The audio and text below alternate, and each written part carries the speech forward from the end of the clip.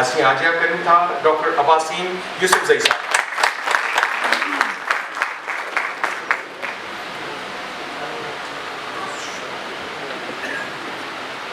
اعوذ باللہ من الشیطان الرجیم بسم اللہ الرحمن الرحیم. صدر محفل، معزز اراکین صدارتی محفل، معزز خواتین و حضرات اور بچوں، السلام علیکم. میں سندھی نہیں بول سکتا اور آپ پشتو نہیں سمجھ سکتے، تو یا تو میں خاموش رہوں گا یا میں اردو کا سہارا لوں گا. تو مجھے مجبوراً اردو کا سہارا لینا پڑ رہا ہے، اور سندھی لینگویج اتھارٹی کے ڈاکٹر محمد علی ماجی صاحب اور شبنم گل صاحبہ، ان کے تمام کارندے بہت بڑا کام کر رہے ہیں، اور اس بڑے کام میں ہمیں بھی اپنا ساتھی بنا لیا تو بہت خوشی کی بات ہے. جب مجھے بتایا گیا کہ آپ نے مادری زبان کے عالمی دن کے موقع پہ آنا ہے تو میں نے بہت خوشی سے حامی بھر لی، اس لیے کہ یہ تو ہمارا فرض ہے کہ اپنی زبان کے لیے بولا جائے، بلکہ یہ تو ہمارا مرض بن چکا ہے، فرض سے اب مرض بن چکا ہے. ہم مسلسل اس کے لیے 40 سال سے بول رہے ہیں. تو میری مختصر تحریر کا عنوان ہے مادری زبان انسان کی تعلیمی اور تدریسی ضرورت. میں پاکستان کی تمام قومی زبانوں کی وکالت میں بول رہا ہوں. تعلیم اور تعلم کے لیے مادری زبان کی عظمت، ضرورت اور اہمیت کے بارے میں تمام مفکرین، دانشور، ماہرین لسانیات اور فلسفی یک زبان ہیں. بابل، مصر، چین، ہندوستان کی قدیم تہذیبوں کا دار و مدار علم پر تھا، اور علم کا انحصار زبان پر ہوتا ہے. قوموں نے ہمیشہ سیکھنے سکھانے کے لیے اپنی زبان کو ترجیح دی ہے. اسلام نے بھی ابتدا سے علم کی ترویج پر زور دیا ہے. مسلمانوں کی 2 بڑی زبانیں عربی اور فارسی بلند مقام رکھتی تھی. جب ہم نے ماضی کی روایات کو ترک کر دیا، اپنے بزرگوں کے نقش قدم پر چلنا چھوڑ دیا، تب ہم یورپ اور امریکہ کے محتاج ہو گئے. یہ اس وجہ سے کہ مسلمانوں نے اپنی زبانوں کو خیرباد کہہ دیا.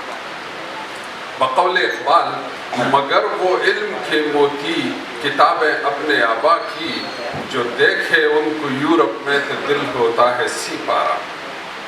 بہرحال زبان کوئی بھی ہو، مادری زبان کا نعم البدل نہیں بن سکتی. جب تعلیم و تدریس کی زبان اپنی ہو تو خواندگی کی شرح بلند ہو جاتی ہے. جیسا کہ چین میں 99% لوگ تعلیم یافتہ ہیں. سندھ کو چھوڑ کر باقی پاکستان میں خواندگی کی شرح اس وجہ سے بھی 50% سے اوپر نہیں گئی کیونکہ مادری زبانیں تعلیم کا حصہ نہیں ہیں. اور اس پر مستزاد یہ کہ تعلیمی ماہرین کو اپنی اس کوتاہی کا سرے سے احساس ہے ہی نہیں. یقین واثق ہے کہ دنیا کی کوئی بھی زبان بولنے والا صاحب شعور مادری زبان میں تعلیم کی مخالفت نہیں کر سکتا. چونکہ ماں اپنے بچے کو بے شمار تکالیف مول لے کر پالتی ہے، اس لیے اس کے پالنے اور تربیت دینے میں جس زبان سے کام لیا جاتا ہے اس کو مادری زبان کا نام دیا گیا ہے. بچے اور ماں کے درمیان رابطے کی زبان کو ماں بولی کہا گیا ہے. لہٰذا جتنی اہمیت انسان کی نظر میں اپنی ماں کی ہوتی ہے، اتنی ہی اہمیت اور توقیر مادری زبان کی بھی ہونی چاہیے. مادری زبان کسی انسان کی شخصیت سازی میں لوح، روح اور گوشت پوست جتنا مقام رکھتی ہے. دیگر زبانوں کی نسبت بچہ اس زبان کو اچھی طرح سمجھ پاتا ہے جو مادری ہو، جس زبان میں وہ خواب دیکھے. معلم اور متعلم مشکل سے مشکل سوال کی وضاحت کرنے اور منتقلی میں آسانی محسوس کرتے ہیں تو اپنی زبان کی وجہ سے. اگر تعلیم مادری زبان میں ہے تو دیہی علاقوں میں ان پڑھ ماؤں سے قرآن کے ترجمے، جنگ نامہ، نور نامہ، رشید البیان، بہشتی زیور اور دیگر مذہبی اور تاریخی کتابوں کو جو اپنی زبان میں ہوتی ہے سے بے حد فوائد ملتے ہیں۔ جب تعلیم مادری زبان میں ہو تو بچہ اپنے مافی الضمیر اور احساسات کا اظہار بآسانی حافظے میں محفوظ مواد سے کر لیتا ہے، اس کو نقل کرنے کی ضرورت نہیں پڑتی، جبکہ اس کے برعکس دیگر زبانوں کا مواد چونکہ ذہن نشین نہیں ہوتا، اس لیے طالب علم رٹے کا محتاج ہوتا ہے۔ طالب علم رٹے کا محتاج ہوتا ہے، جس کے بھولنے کی صورت میں مجبوراً اسے نقل کا سہارا لینا پڑتا ہے۔ اگر ہم نقل کا رجحان ختم کرنا چاہتے ہیں تو بچوں کے لیے مادری زبان میں تعلیم دینے کا انتظام کرنا ہوگا تاکہ بچوں کی ذہنی نشوونما اور صلاحیتوں میں اضافے کے یقینی امکانات پیدا ہو سکیں۔ بچہ جو روزمرہ محاورے، ضرب الامثال، مقولے اور مثالیں گھر، حجرے، گلی کوچے اور بازار میں سنتا ہے، اگر اسی لب و لہجے، اسی زبان اور اسی مواد کے ساتھ اس کو اسکول میں بھی تعلیم ملے تو یقیناً اس کی دلچسپی زیادہ ہوگی۔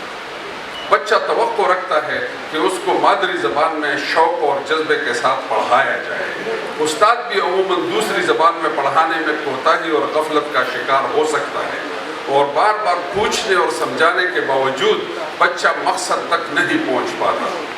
جو قومیں اپنی زبان سے محبت نہیں رکھتی، ان قوموں کی زندگی میں ان کی ثقافت، تاریخ، روایات، اقدار، مشاہیر اور مذہب کا کردار بھی کم سے کم تر ہوتا چلا جاتا ہے۔ ان کی زندگی طوفان میں گھیرے ہوئے پرندے کی مانند ہوتی ہے۔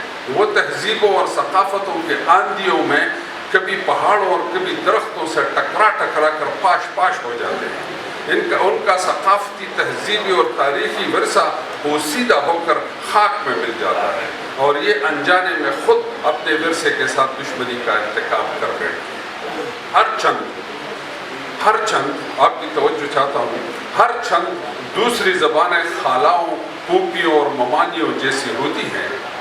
دیگر مذکورہ رشتہ دار خواتین کی خدمت کرنا اگرچہ بہت بڑا فریضہ ہے، مگر اپنی محتاج اور لاچار والدہ کو چھوڑ کر دوسروں کی خدمت کرنا ہرگز ثواب کا کام نہیں۔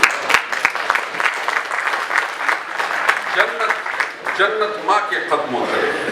یہ مادری زبان کا خاصہ ہے کہ اس میں بولنے، سننے اور پڑھنے سے بچہ اپنے قومی مزاج سے واقفیت حاصل کرتا ہے اور تہذیب کی جرمٹ میں اپنی انفرادیت اور پہچان قائم رکھنے میں کامیاب ہوتا ہے۔ بچے کی تربیت میں جو کردار مادری زبان کا ہوتا ہے، وہ کسی اور زبان کا خواہ وہ کتنی ہی ترقی یافتہ کیوں نہ ہو نہیں ہو سکتا۔ بچے کی کردار سازی میں جو حصہ مادری زبان کا ہوتا ہے، پرائی زبان اس کا نعم البدل کبھی نہیں بن سکتی۔ ابتدائی تعلیم میں مادری زبان کے علاوہ دیگر زبانوں کا بوجھ بچے پر ڈالنا سراسر ناانصافی، ظلم اور زیادتی ہے۔ جب بچہ اپنی زبان میں لکھنا پڑھنا سیکھ جائے تب کہیں جا کر اس کو دوسری زبانوں کی جانب راغب کرنا چاہیے۔ جن قوموں کے بچے ابتدائی تعلیم مادری زبان میں حاصل کرنے سے محروم ہیں، وہاں آپ خود دیکھ سکتے ہیں کہ پہلی جماعت میں بڑی تعداد میں بچے داخل ہو جاتے ہیں، مگر رفتہ رفتہ ان کی تعداد کم سے کم تر ہوتی چلی جاتی ہے، اور 5ویں جماعت تک پہنچتے پہنچتے ان کی تعداد آدھی بھی نہیں رہتی۔ اس کی وجہ کیا ہے؟ اس بارے میں غور و خوض کے بعد معلوم ہوا کہ پاکستان میں بچہ جب 5 سال کی عمر میں داخلہ لیتا ہے تو اس کے پاس مادری زبان کی 300 سے لے کر 500 تک الفاظ کا ذخیرہ ہوتا ہے، مگر اسکول میں مادری زبان کے برعکس اس کو دیگر زبانوں کی سیکھنے پر مجبور کیا جاتا ہے۔ اس کے نتیجے میں ابتدا سے اس کے ذہن پر منفی اثرات مرتب ہونا شروع ہو جاتے ہیں، یوں تعلیم سے دل اچاٹ ہو جاتا ہے اور آخر کار وہ اسکول چھوڑ کر جہالت کی زندگی میں پھنس جاتا ہے۔ خواجہ محمد سائل نے لکھا، ترجمہ: 1973 کے آئین کے آرٹیکل 251 کلاس 3 کے مطابق صوبائی حکومت کو یہ اختیار حاصل ہے کہ درس و تدریس کے لیے مادری زبان کو رائج کرے۔ ہمارے ملک کی ہر تعلیمی پالیسی میں بچوں کو مادری زبان میں تعلیم دینے کی بات موجود ہے۔ قیام پاکستان کے فوراً بعد 1947 میں قائد اعظم محمد علی جناح کے حکم پر پہلی تعلیمی کانفرنس منعقد کی گئی اور مادری زبان کی اہمیت کے متعلق فیصلے ہوئے۔ 1959 میں جنرل محمد ایوب خان کے زمانے میں قومی تعلیمی کمیشن کا قیام ہوا۔ 1966 میں جسٹس حمود الرحمان کی سربراہی میں تعلیمی کمیشن مقرر ہوئی۔ اگر ان دونوں کمیشنوں کی تجاویز اور سفارشات کو پڑھا جائے تو کھلے الفاظ میں مادری زبان میں تعلیم و تربیت کی اہمیت کا ذکر بطور خاص موجود ہے۔ 1969 میں جنرل یحییٰ خان کی پہلی تعلیمی پالیسی، 1972 میں ذوالفقار علی بھٹو کی دوسری تعلیمی پالیسی اور 1979 میں جنرل ضیاء الحق کی تیسری تعلیمی پالیسی میں بھی مادری زبان کی اہمیت، ضرورت اور افادیت واضح الفاظ میں درج ہے۔ چین، جاپان، فرانس، یورپ، امریکہ اور نہ جانے کتنے ممالک وغیرہ کی ترقی کا راز مادری زبان میں تعلیم دلائے جانے میں پوشیدہ ہے۔ اس کے علاوہ کوئی بھی طریقہ، کوئی بھی حربہ ناکام ثابت ہوگا۔ تعلیم خواہ مفت کیوں نہ ہو، ماہانہ وظائف کی کثرت کیوں نہ ہو، جب تک تعلیم مادری زبان میں نہیں، مسائل کی بہتری نہیں ہو۔ ڈاکٹر کنیز فاطمہ روزنامہ جنگ کے ایک سوال کے جواب میں کہتی ہیں، دوسروں کی زبان میں سوچنے سے فکر کا دائرہ محدود ہو جاتا ہے۔ ڈاکٹر جمیل جالبی نے بھی اسی سوال کے جواب میں کہا کہ جو قومیں اپنی مادری زبان چھوڑ دیں وہ تخلیق کی سطح پر گونگی ہو جاتی ہے۔ جب ہم مادری زبان کے علاوہ کسی دوسری زبان میں بات کرتے ہیں تو ایسے لگتا ہے جیسے ہم جھوٹ بول رہے ہیں۔